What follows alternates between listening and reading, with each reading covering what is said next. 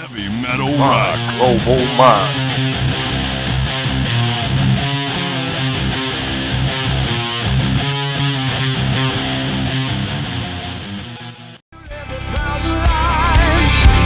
But in the end, how much you sacrificed. Moments lost, and now we drift apart. Ooh, this is gonna hurt like hell. Robert Caputo, and today on My Global Mind, I'm pleased to be speaking with songwriter, guitarist, singer Myles Kennedy for his new solo album, The Art of Letting Go, which comes out October 11th. Myles, welcome. Thank you so much for your time. Hey, I appreciate your time. Thanks for having me. Yeah, I'm sorry I missed you out in WDHA a couple of weeks ago. Yeah, it was fun. Yeah, I was like, it was a nice barbecue. I was like, I wish I would Yeah, have right. I didn't get the invite for that one, but No, it's so, a you know, great movie. in a lot of, we've spoken almost every release from Alter Bridge to your solo albums. In previous interviews, you told me there's always a theme for your solo albums. And Year of the Tiger was the reflection on your family. Ides of March was the reflection on the state of the world. Was there a theme for this solo album? Not necessarily. I tried to avoid a common thread this time because I'd done that on the first two and kept this narrative throughout. So yeah, I wanted this one to be a collection of songs and a collection of little snippets of where I was on any given day. But there are there are few that kind of touch on my journey to try and evolve, and that's been on previous records. It's going to be on future records. Just a lot of times when I'm writing songs, I'm trying to I write them with the intention of having something that I can go back to and kind of call on when I need it, right? So if there's something, and it's because that's the beauty of songs. If you have a hook and you have a lyric that you integrate into it, where it's some morsel of truth that you're trying to utilize in your own life, I find it's even more effective than if it's just the lyric, right? Or just it's just a poem or just a phrase. When you plug it in with the melody, it has this way of really taking shape in your own life. So the idea of being present, the idea of not looking forward and not looking, in the past and staying right here, right now, that comes through on a few of the songs, not to be so reactive. And I'm growing, I'm trying. You're doing a great job. And what you're saying is exactly what Bruce Springsteen and Bon Jovi did throughout their career. Something that was relatable, something that was tangible, something that everybody feels and everybody goes through. And I think that's the beauty of your songs and the emotion that you're pulling out of them. You believe it's real. You don't believe it's fake. It's not just sex, drugs, and rock and roll. Yeah, if it were sex, drugs, and rock and roll, they would call me out immediately because they'd go like, I don't think that's coming from a sincere place. That's not him. That's not him. When you do plan for a solo album, whether it's Year of the Tiger, Ides of March, this one, do you sit down and say, I'm going to focus on this theme or this idea and write about it? And maybe this one, The Art of Letting Go was not necessarily, well constructed from that standpoint. Tell me a little bit about the process of finding a theme or not finding a theme. Yeah. Well, Year of the Tiger, I kind of knew early on what it was going to be. And so that was easy. It was, in fact, I think some of it was because the Year of the Tiger, that song would kind of been floating around for a while. And I knew I really wanted to hone in on that. And I felt like it was something that I could, as far as that story of my growing up and what I went through, we could take up an entire record. And then obviously with Ides of March, it was just the state of the world. There was a lot to draw from. But with this one, it was more about the musically and just sitting down. It was about the riff, it was about coming up with that compelling musical idea. So to me, the narrative wasn't quite as important. It was more about what is that foundation? If I'm going to make a rock record, Right. rock and roll record, make sure that those riffs have something compelling that you want to build upon. So that was the primary, that difference, I think, for me in the first two records. I was going to mention this a little later. I really thought the guitar was up higher in the mix than maybe Ides. And when we talked about that, you said you were a lyricist. You wanted the lyrics to be the main focus. This one, I guess maybe you wanted it more a little even. or to be more rock and roll, led by? Yeah. Yeah, I wanted this one to be a little more about the riffs, you know, and I think that not that I was not wanting the lyric to come through. I mean, the lyric is important, but I really wanted to make sure that this was about capturing the attention with the riff, And I think, hopefully. yeah, and I think you nailed it. I think you got some great riffs on there. Thank And you. you have a couple songs about loss. You have Eternal Lullaby and Miss You When You're Gone. Seems like heavy loss songs. Maybe not death, but maybe somebody was leaving or not present. Was that what that's what those two songs about? Because I really like them.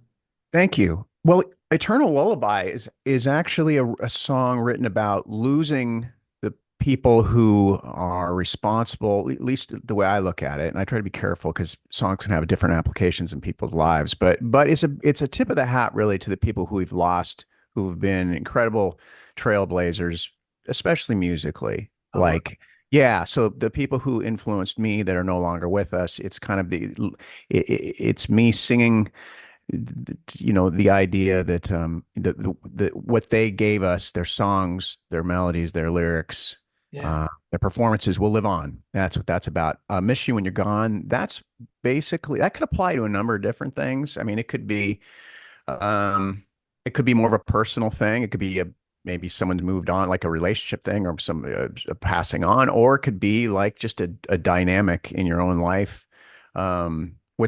Interestingly enough to me, when I wrote it, it was almost written from like a muse's perspective. Like, Mhm. okay, so what if I can't write songs? And what if yeah, that's kind of what it was about. It was like Yeah.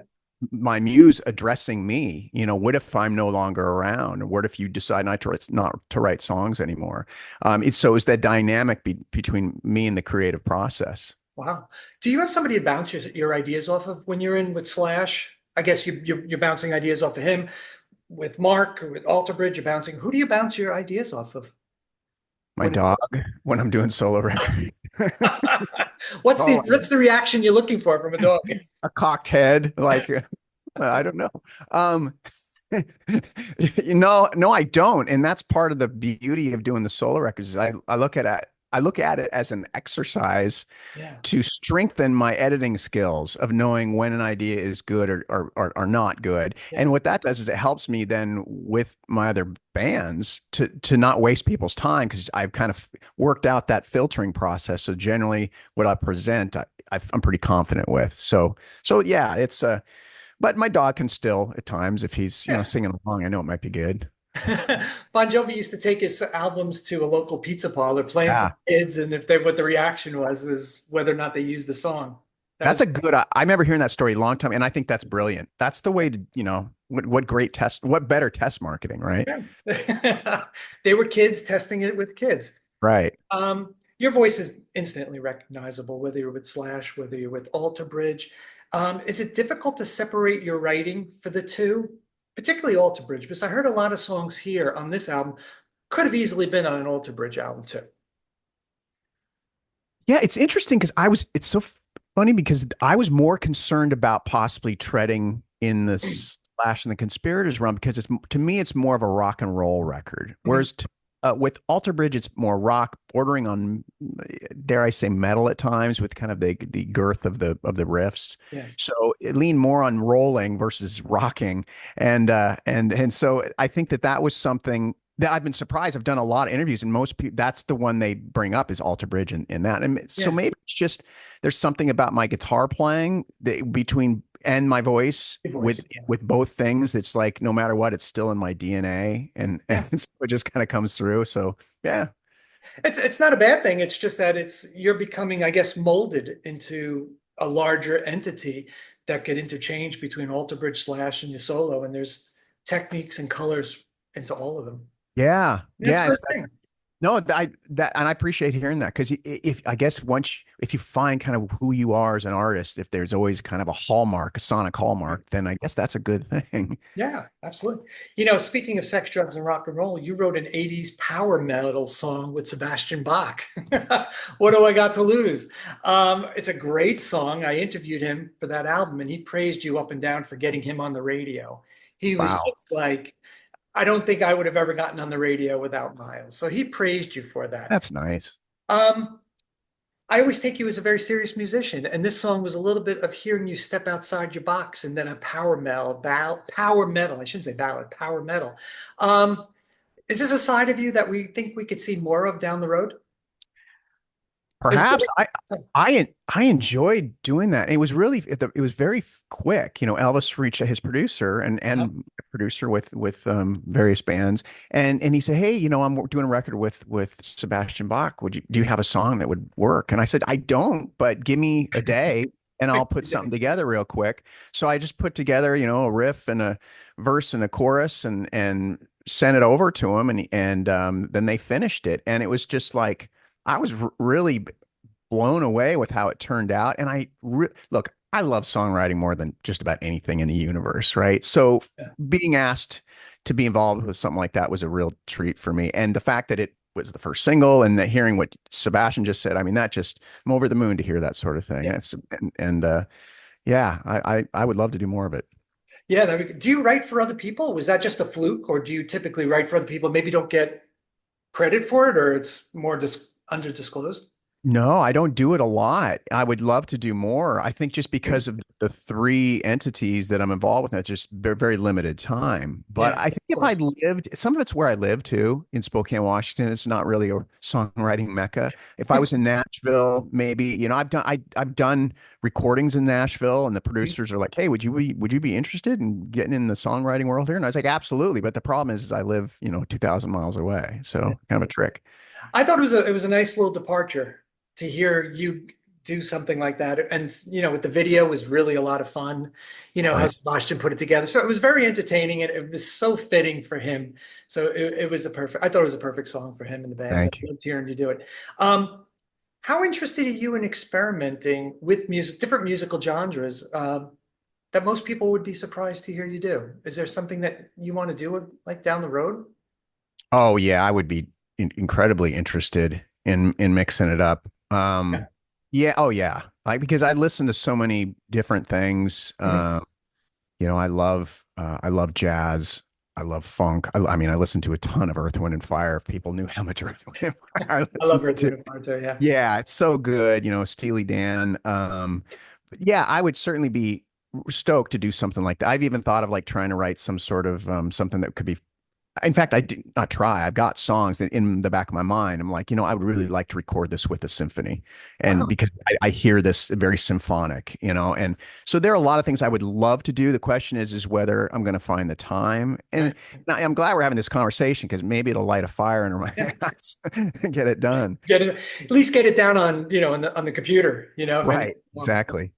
Who I just got turned on to, speaking of Earth, Wind& and Fire, is Lenny Kravitz. Another great, R&B, funk, Prince-esque, Yeah. and it sounds great. I'm surprised I haven't found him sooner, but I've been Oh, enjoying wow. stuff too. So Oh, it's yeah. great stuff. He's brilliant. Yeah, Yeah. Hell yeah. a lot of emotion, a lot of emotion. And he really stretches the boundaries of his music too, and how they go from rock to incorporate funk. So there's a lot of different variety in his album. So I like that. The intro to Behind the Veil showcases your acoustic guitar playing. Who inspired you in that realm? I've never asked you that on your acoustic guitar playing. That I think is more clean. I can't remember if I played that with acoustic or not. I think it's like a The clean intro. guitar. It's the The same, intro. yeah, the intro. You know, probably a big person that influenced me was Jimmy Page because Yeah. of those acoustic intros on all the Zeppelin tracks, you know. So that would be a big one. There's another gentleman, it's not so much acoustic, but Chris Whitley was a big influence on me, and he not so much acoustic, but more like resonator but more acoustic instruments. Yeah. His approach at times. There are a whole bunch. Leo Kottke. I mean, there's so many great acoustic guitar players. Michael Hedges. Yeah, like but guys that I would never that are so good. You know, it's another realm. But I'd say generally, like what you're hearing there is kind of my you know, I guess that concept of starting the song out quiet and then building it, that definitely came from like Jimmy Page. Yeah. Yeah. I always love that too aspect of it when it happens. My favorite one is Kiss Black Diamond, where it starts off with the acoustic picking and then it goes, Right. well, not even acoustic, but electric picking, and then it goes off to the heavy stuff. Um, What guitars did you use on this album? Because the tone is so present and it's so full of bite. What did you use in the studio? I used for I guess 90%, 95% of the record, I used my signature PRS Wow. that we put together a few years ago. Pretty much one guitar is most of what you hear. There are a few songs depending on the tuning. I think I used a different one with different heavier strings. Yeah. But I think all in all, you know, as far as electric goes, that was most all that you hear. And then for amp, I used something called a Diesel Paul amp. And I kept it real simple, as opposed to previous records where we were trying all this different stuff. This one, we wanted just a simple chain and you know, something that cut, something that had a certain presence, and it felt like we achieved that. Yeah, you definitely did. It's got great bite, Thank great you. tone. What does having a solo album provide that maybe being in a band doesn't? We talked about the pros and the cons, a little bit about, you know, you're able to do it by yourself and grow as an artist, but and not having somebody to bounce ideas off of. Tell me a little bit about what that brings to you.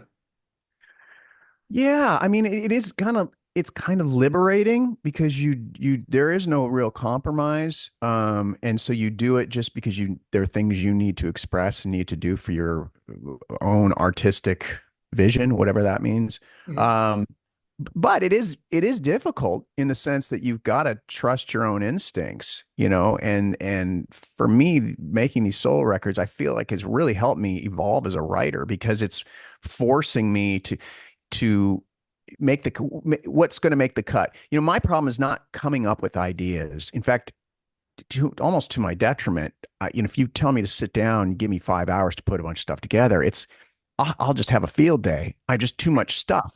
But the problem is what should be worked on. You know, where are the good ideas? Because you get too close to it. So this whole process for me ends up becoming just an additional workout session to strengthen my editing skills and what should be worked on. You know, Mark is having tremendous success with Creed. Have you seen them on tour and were you surprised about them playing arenas and selling out arenas? No, I think it's great. I think that it's, you know, just given how much time has passed, you know, because when we all were kind of coming up the ranks back in the late 90s, Mhm. so that 20, you know, we've hit that 20-year plus 25-year thing, so that people want to hear those songs again. You know, it's like, oh, you remember when remember when we were in high school and this, you know, Arms Wide Open was out, or and they were a massive band. So no, it doesn't surprise me. Yeah, Frankly, it makes total sense, and it was just kind of like the planets lined up perfectly with the sporting. I'm, yeah. forgive my ignorance. I'm not really a sports guy, but The Rangers, I think yeah, the and Texas Rangers started playing it, right? yeah, and embraced it, and then that kind of brought it to the forefront again. So it all worked out perfect for those guys. I'm stoked for them. Yeah, that's great. I'm very happy for him too, and I'm looking forward to seeing him in. I think it's December, November, December. I'm going to go see him in Pennsylvania, so I'm looking forward to Cool. seeing the show. Tell them hi from me. I'll wait for my seat. Hey, Miles said hello. Um, the end of October, you're starting a massive tour, Europe and the United States. I saw you a few years ago, I believe it was for Year of the Tiger, and you played a reimagined acoustic version of Iron Maiden's The Trooper, which I thought was killer. And it blew me out of the water. I was like, oh my God, I wasn't expecting that. Any plans to pull out another transformative version of a metal song for this tour? No, not yet. But I'm glad you brought that up because I loved it. thank you. Thank you. A song that I heard the other day, my wife and I were driving and we listened to like a lot of like 70s rock and Mhm. whatnot. And it came on the radio. I think it was Sirius, and Goodbye Stranger by Supertramp came on. And I was like, oh man, I just love Supertramp. But I just don't know if people would, if we covered that, I don't know if people, you know, it'd be like, sometimes I think, you know, people know me more as this rock guy. So doing Maiden or doing a Judas Priest song or do something, you know, that more along the stuff. But I am a massive fan of bands like Supertramp and all that stuff. I would, for my own selfish interest, I would love to cover a song like that.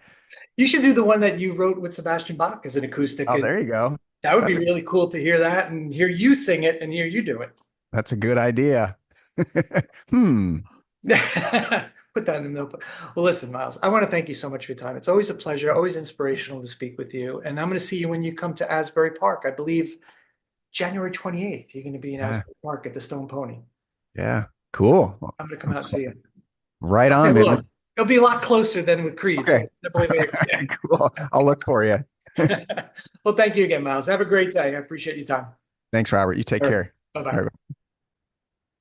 Heavy metal rock. Global mind.